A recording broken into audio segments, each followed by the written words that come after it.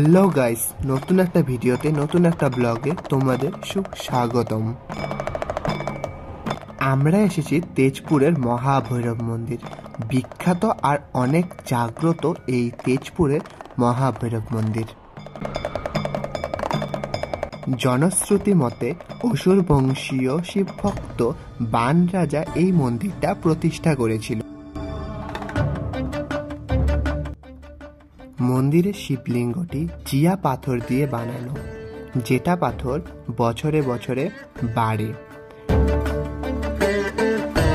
এই মন্দিরে বিয়া, অন্নপ্রাশন আদি সকল মাঙ্গলিক অনুষ্ঠানেরও যথেষ্ট ব্যবস্থা আছে। তেজপুরে কোনোদিন আসলে এই মহাভৈরব মন্দিরে নিশ্চয়ই এসো, কারণ এই মন্দিরের পরিবেশটা মন মুগ্ধ করার মতন পরিবেশ।